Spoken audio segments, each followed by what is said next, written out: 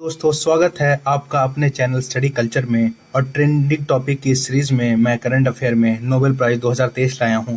मैं ये video late से ला रहा हूं क्योंकि मैं जितने भी नोबेल प्राइज़ के पुरस्कार के जो विजेता हैं उन्हें मैं एक ही वीडियो में कवर करना चाहता हूं। मैंने देखा बहुत सारे यूट्यूब चैनल है जो मतलब हर नोबेल प्राइज़ के लिए एक अलग अलग वीडियो, फिजिक्स के लिए अलग, इकोनॉमिक के लिए अलग, चिकित्सा के लिए अलग, केमिस्ट्री के लिए अलग, लेकिन मैंने सारा एक ही में कर दिया है ताकि आपको वो एक ही वीडियो में सारा नोबेल प्राइज से रिलेटेड जो करंट अफेयर के जो क्वेश्चन है वो कंप्लीट हो जाए।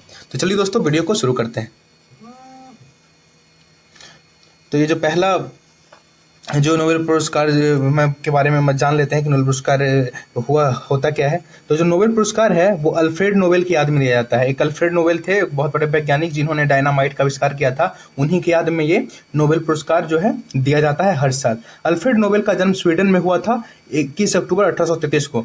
तो जो अल्फ्रेड नोबेल थे उनका जन्म हुआ था स्वीडन में 21 अक्टूबर 1833 को हुआ था, याद रखिएगा। पहली बार नोबेल पुरस्कार 10 दिसंबर 1901 को दिया गया था, याद रखिएगा। जो पहला जो नोबेल पुरस्कार था वो कब दिया गया था? 10 दिसंबर 1901 को। 1901 में ये स्टार्ट हुआ था, नोबेल प्राइज देने का जो किस्सा स्टार्ट हुआ था। कब हुआ था? 10 दिसंबर 1901 को हुआ था। पहला बार जो नोबेल प्राइज का जो वितरण स्टार्ट हुआ था वो 10 दिसंबर 1901 में, याद रखिएगा। इन्होंने डायनामाइट नामक विस्फोटक का आविष्कार किया था तथा 10 दिसंबर 1896 को इटली के सॉन रेमो में अल्फ्रेड नोबेल का देहांत हो गया। तो इन्होंने, मैंने जैसे कि बताया कि इन्होंने डायनामाइट का आविष्कार किया था, मैंने गलती से बोल दिया RDX, सॉरी। तो डायनामाइट का आविष्कार इन्होंने किया था और 10 दिसंबर 1896 को इटली के सॉन रेमो में अल्फ्रेड नोबेल का देहांत हो गया, याद रखिएगा। कहाँ इनका देहांत हुआ? 10 दिसंबर 1896 को। तो सॉन रेमो कहाँ? इटली के सॉन रेमो में। तो हाँ, याद रखिएगा। इनके मृत्यु के 4 साल बाद यानी कि 1901 में ये नोबेल प्राइज का ये हुआ है देना, वो जो प्रदान करने का जो है ये प्रारंभ हुआ था, याद रखिएगा। नोबेल पुरस्कार कुल 6 क्षेत्रों में दिया जाता है, मैं बता दूं। चिकित्सा में दिया जाता है, भौतिकी में दिया जाता है, रसायन में दिया जाता है, शांति के लिए दिया जाता है, अर्थशास्त्र में दिया जाता है और साहित्य के लिए दिया जाता है, याद रखिएगा। तो नोबेल पुरस्कार हर साल 10 दिसंबर को तो याद रखिएगा, जो ये जो नोबेल पुरस्कार है वो हर साल 10 दिसंबर को दिया जाता है। लेकिन इसका जो पुरस्कार की जो घोषणा है, जो इनकी जो विजेता की जो घोषणा जो हो जाती है वो अक्टूबर में ही हो जाती है, याद रखिएगा। तो अभी देखिए अक्टूबर है, तो जितने भी नोबेल प्राइज के जो विजेता हैं उनके नाम की घोषणा हो चुकी है। लेकिन इनको जो नोबेल प्राइज मिलेगा, नोबेल प्राइज की जो राशि मिलती है वो कब मिलेगी? 10 दिसंबर को मिलेगी। नोबेल पुरस्कार 1901 में सबसे पहले हेनरी डुनांट और फ्रेडरिक पेससे को मिला था। याद रखिएगा दोस्तों कि जो सबसे पहले जो नोबेल पुरस्कार विजेता थे 1901 के वो थे हेनरी डुनांट और फ्रेडरिक पेससे, याद रखिएगा, एग्जाम में पूछ लेता है। चलिए आगे बढ़ते हैं। अब हम लोग जानते हैं कि मेडिसिन यानी कि चिकित्सा में किनको मिला है, क्या बोलते हैं, नोबेल प्राइज। तो चिकित्सा के लिए दो जनों को मिला है नोबेल प्राइज। एक थी कैटालीन कारिको, याद रखिएगा, एक कैटालीन कारिको और एक है ड्रू बीजमैन, याद रखिएगा। अब जान लेते हैं किस लिए मिला है। तो यह पुरस्कार इनको न्यूक्लियोसाइड्स बेस संबंधित संशोधन से संबंधित उनकी खोज के लिए प्रदान किया गया है, जिसके कारण कोविड-19 के खिलाफ mRNA टीके का विकास संभव हो सका। हाँ, तो याद रखिएगा दोस्तों, इनको किस लिए मिला है? इनको मिला है जो न्यूक्लियोसाइड का जो बेस संशोधन में से संबंधित खोज किया है इन्होंने, जिससे जो हमारा जो कोविड-19 के खिलाफ जो प्रभावशाली mRNA टीके का जो विकास हो सका, इन्हीं के चलते हो सका। तो इसलिए इन दोनों को क्या मिला है? चिकित्सा का नोबेल प्राइज मिला है, याद रखिएगा। चिकित्सा के क्षेत्र में नोबेल पुरस्कार कैरोलिंस्का इंस्टीट्यूट स्वीडन प्रदान करता है। तो याद रखिए दोस्तों, ये भी क्वेश्चन पूछता है कि जो जैसे कि भौतिकी के लिए अलग होता है, केमिस्ट्री जो होता है उसके लिए अलग, सब अलग अलग इंस्टीट्यूट स्वीडन ही प्रदान करता है, लेकिन इसके अलग अलग संस्थान है जो ये पुरस्कार के लिए एक कुछ क्राइटेरिया रखती हैं। तो ये जो चिकित्सा का जो नोबेल पुरस्कार का जो प्रदान करता है वो स्वीडन करता है, लेकिन कौन सा? कैरोलिंस्का इंस्टीट्यूट करता है। चिकित्सा का जो ये नोबेल प्राइज प्रदान करता है वो कैरोलिंस्का इंस्टीट्यूट, याद रखिएगा, स्वीडन का। तो इसकी जो पुरस्कार राशि है वो है 1.1 करोड़, जो कि स्वीडिश क्रोनर 10 लाख डॉलर के बराबर है, याद रखिएगा।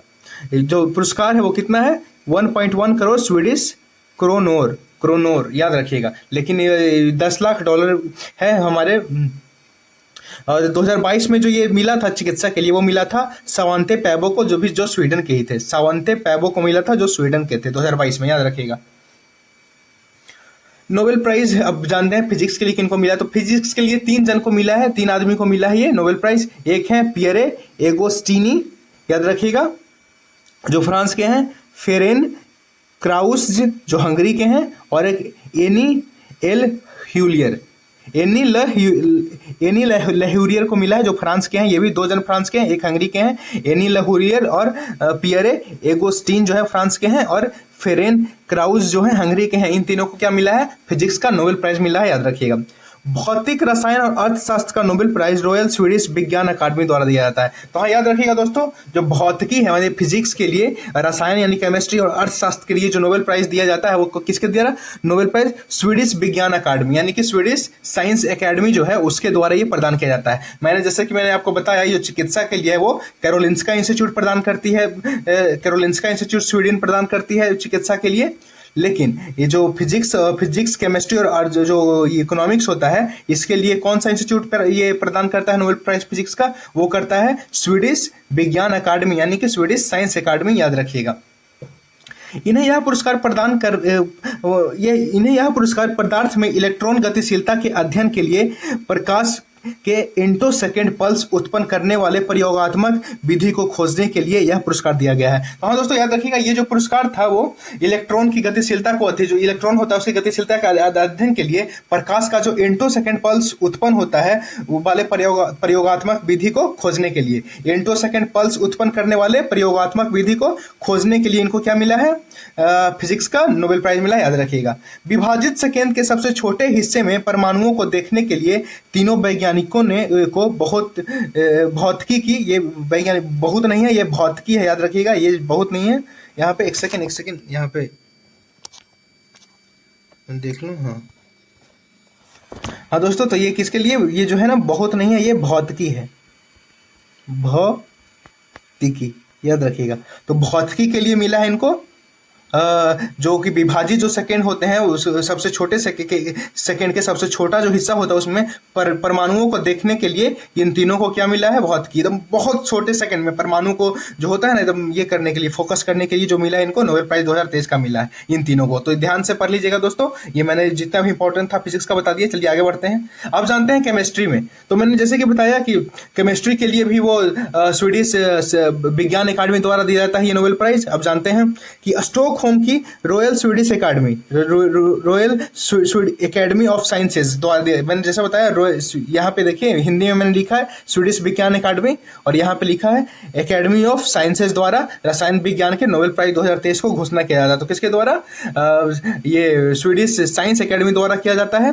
और किन तीनों को मिला है? तो मिला है मोंगी जी बेवेंडी को, लुई ई ब्रूस को और एलेक्सी आई एकीमोव को। ये तीनों को मिला है केमिस्ट्री के लिए यानी कि रसायन शास्त्र के लिए मिला है नोबेल प्राइज। किस लिए मिला है चलिए बताते हैं। क्वांटम डॉट्स की खोज के लिए और संश्लेषण के लिए। जो क्वांटम डॉट्स होते हैं उनकी खोज के लिए, जो कि बहुत ही नैनो, बहुत ही छोटे होते हैं, मतलब छोटे चीज के, जो हम लोग क्वांटम जैसे फिजिक्स पढ़ते हैं उसी में जो क्वांटम डॉट होता है उसी की खोज और संश्लेषण के लिए इन तीनों को क्या मिला है? नोबेल प्राइज मिला है रसायन शास्त्र यानी कि केमिस्ट्री का। यह सभी विजेता नैनो बल्ट की खोज में अग्रणी थे। ये जो जितने तीनों विजेता हैं वो नैनो यानी कि मैंने जैसे बताया, नैनो मतलब बहुत ही छोटा क्षुद्र क्वांटम जो बल्ट होता है उसके बारे में खोज के लिए अग्रणी थे, याद रखिएगा। तो मैंने जैसे कि बताया केमिस्ट्री का बताया, तो चलिए आते हैं केमिस्ट्री के और कुछ इंपॉर्टेंट चीज पे। तो साहित्य का, ये केमिस्ट्री नहीं है दोस्तों, यहाँ पे मैंने एक ये गलती कर दी, ये यहाँ पे ये साहित्य है,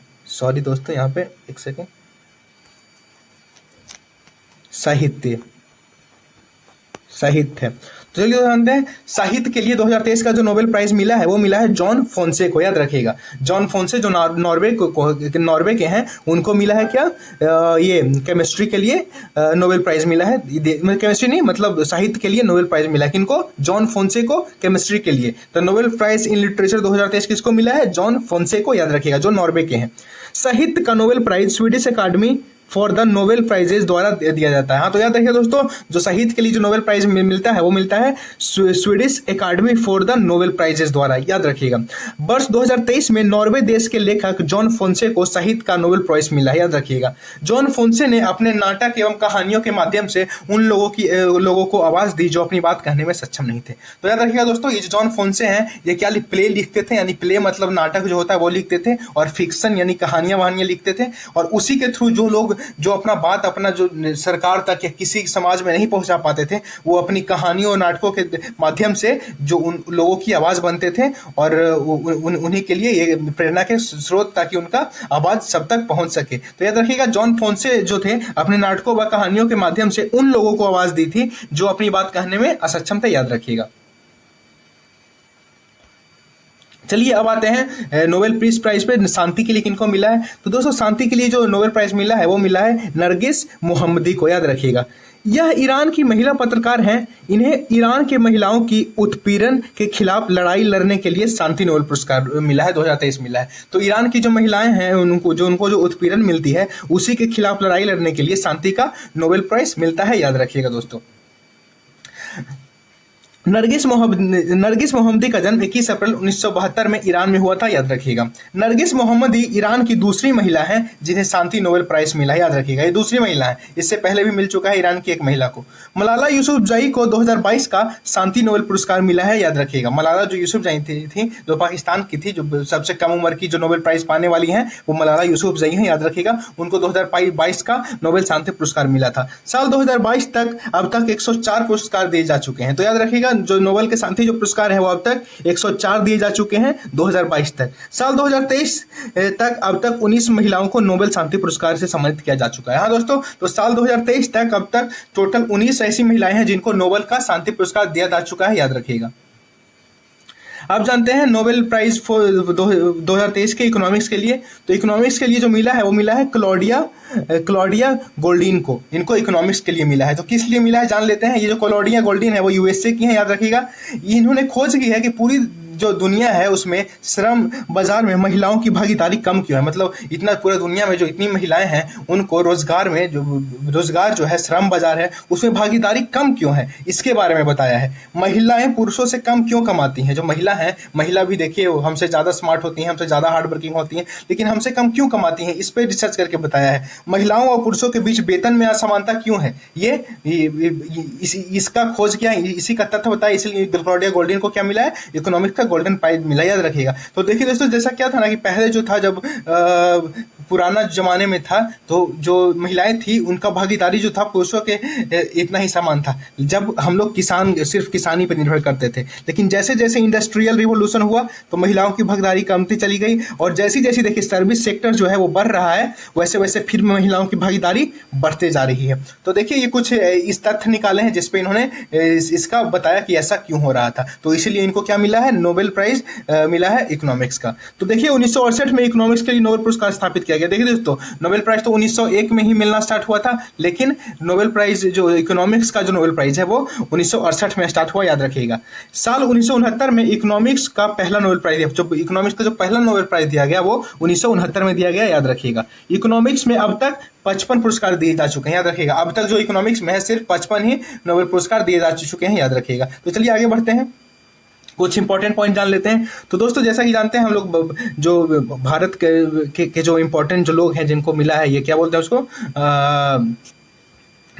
यहाँ पे जो नोबेल प्राइज मिला है, तो जो भारत की नहीं, मतलब कुछ इंपॉर्टेंट जो लोग हैं वैसे, और भारत के भी लोग जिनको मिला है नोबेल प्राइज। तो देखिए पहले जान लेते हैं कि जिनको 2 बार मिला है। एक मैडम क्यूरी को 2 बार मिला है, वो है भौतिकी के लिए 1903 में जो रेडियो एक्टिविटी के लिए मिला था, और रसायन के लिए 1911 में शुद्ध रेडियम निष्कर्षण के लिए। याद रखिएगा। तो अब जानते हैं कुछ इंडियन के बारे में जिनको मिला है। जो रविंद्रनाथ टैगोर थे, जिनको साहित्य के लिए 1913 में मिला था, उनका जो साहित्य था वो गीतांजलि था। सी बेकेंट रमन को भौतिकी के लिए 1930 में मिला था, रमन प्रभाव के लिए, रमन इफेक्ट के लिए। याद रखिएगा। हरगोविंद खुराना, जिनको चिकित्सा के लिए 1968 में मिला था, जो genetics code and its function in protein के लिए की सिंथेसिस के लिए खोज किया था। याद रखिएगा।